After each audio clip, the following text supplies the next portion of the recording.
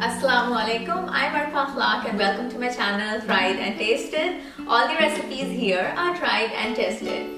Today I'm making walnut caramel mirror cake. Honestly, it took me a lot of courage to try this cake because I was totally intimidated by its beauty. But finally I tried it and I'm so happy I did it. The taste was mind-boggling. Did I drool a little? I'm so sorry for it. So let's get started.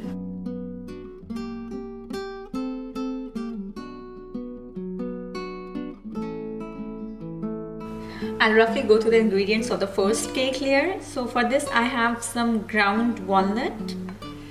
I made it at home, just grind it, pulse it in the grinder for 1 or 2 times.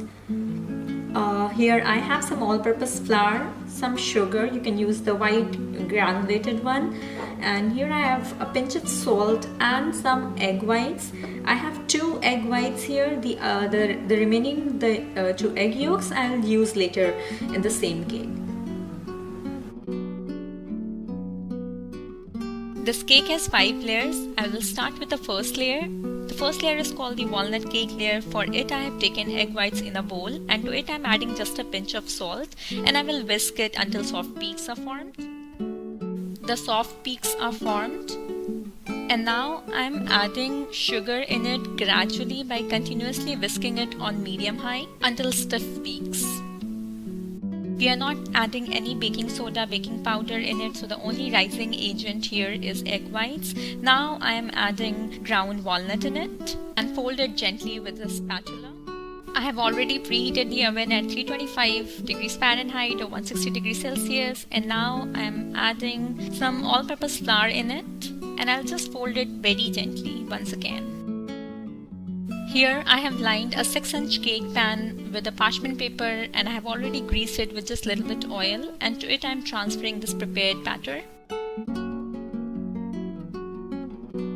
Smooth the top with the help of the same spatula, and then just bake it in the oven for 20 to 25 minutes. After it is done, transfer it to a cooling rack and let it cool down completely. For the second layer I have taken some semi-sweet chocolate chips and heavy whipping cream. The second layer is the chocolate layer. For this I have heated this heavy cream in the microwave for 1 minute until it's bubbling hot, and to it I'm adding this chocolate chips and let it sit for 10 minutes. After 10 minutes I'm just mixing it with a spoon, and you can see that the chocolate has melted and a very beautiful glazy chocolate ganache is prepared. Now I'm pouring it over the cooled walnut cake. Make sure that you prepare the chocolate ganache only once the walnut cake is completely cooled. Smooth the top with the back of a spoon, and then I will just let it sit in the freezer until it sets down, and in the meanwhile we will prepare the third layer. For the third layer, here I have egg yolks, some sugar. I'll mix the sugar in this egg yolk. Besides this, I need some more sugar here. A pinch of salt, just 1 tablespoon of water in this. Some butter, and here I have walnuts. I have slightly toasted them on a non-stick pan, and as soon as they start getting these little brown patches on it, I took it out and then I chopped it. The third layer is the walnut caramel layer. For it, in the egg yolk, I'm just mixing the brown sugar. You can use the regular granulated one and just whisk it until everything is well combined. I have taken the remaining sugar into a pot on medium flame. To it I'm adding little bit water, and I'll keep mixing it continuously and cook it until the sugar dissolves and it starts caramelizing. Now to it I'm adding butter, and keep mixing it continuously the whole time. And now it's the time to add the roasted chopped walnuts and also a pinch of salt in it, and mix this too. And finally in it I'm adding the egg yolk and sugar mixture, and I'll cook it by mixing it continuously and somewhere around 1 minute until it starts to thicken up. On the other hand, the chocolate ganache is all set, and after the mixture has started to thicken up, I took it off the flame and then let it sit for 10 minutes until it gets thicker. And now I'm transferring it to the cake on top of the chocolate ganache layer. And now I'm just placing a parchment paper on top of it. This step is completely optional, and then let it freeze just like we did for the previous layer. So now I'll go through the ingredients for the mascarpone mousse layer. So for that, obviously we need mascarpone cheese, some gelatin powder. Here I have powdered sugar, also known as icing sugar, some cold water, some instant coffee, and here I have heavy whipping cream. For the fourth layer, which is the mascarpone mousse layer, I will start with blooming gelatin. For it, in cold water, I have taken some gelatin, and I will mix it and let it sit for 10 to 15 minutes. In this time, the gelatin will become fluffy. In the meanwhile, I will whip heavy cream with some powdered sugar. So just dump all the sugar in the whipped cream and whip it until it becomes stiff. I have transferred the whipped cream in a big bowl. On the other hand, I'm preparing some coffee by adding the instant coffee in water and just mix it. In whipped cream, now I'm adding some mascarpone cheese. If you don't have mascarpone cheese, you can replace it with cream cheese and just whip it.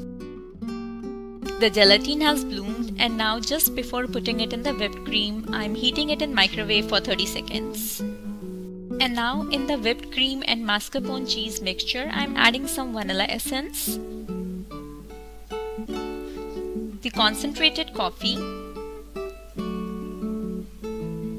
and the bloomed gelatin, which I microwaved. Now just beat it once again until everything is well combined. On a cake board, here I have placed parchment paper, and on top of it I'm going to put a cake ring which is 7 inch in diameter. Cake was 6 inch in diameter, but the ring is 7 inch. The third layer is also set, and now I'm transferring the cake from the 6 inch cake pan to the 7 inch spring foam arrangement that we made. So if you have a spring foam pan, that's even better.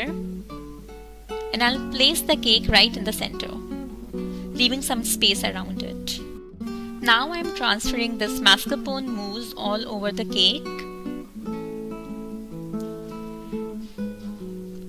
If there is any extra mousse, you can simply keep it in a glass or a bowl, and that's like an extra dessert for you.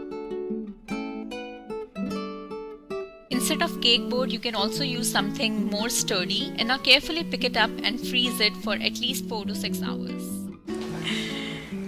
For the caramel mirror glaze, I have taken some sugar, some water. Here I have gelatin, some cornstarch, and whipping cream.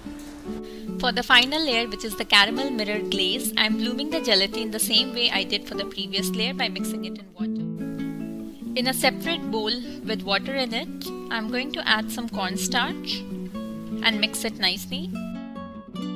In a pan on medium flame, take some sugar and water and cook it until it starts to caramelize. As the sugar starts to caramelize, add the remaining water too and keep mixing it.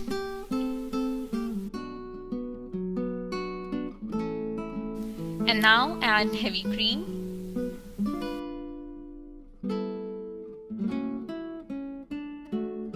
Finally, add some cornstarch and bloomed gelatin in it and cook it until it starts to thicken. And now I will pass this glaze through a strainer, and then I will just let it sit until it is warm to touch.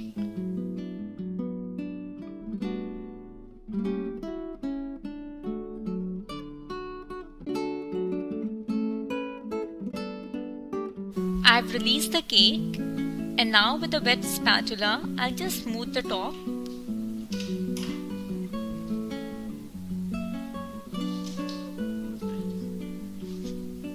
I've placed the cake on a plate along with its base. And finally, here comes the last step. I'm going to pour this mirror glaze on top of it.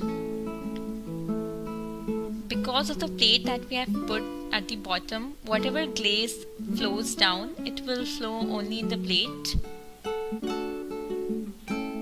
And just cover the whole cake with this glaze.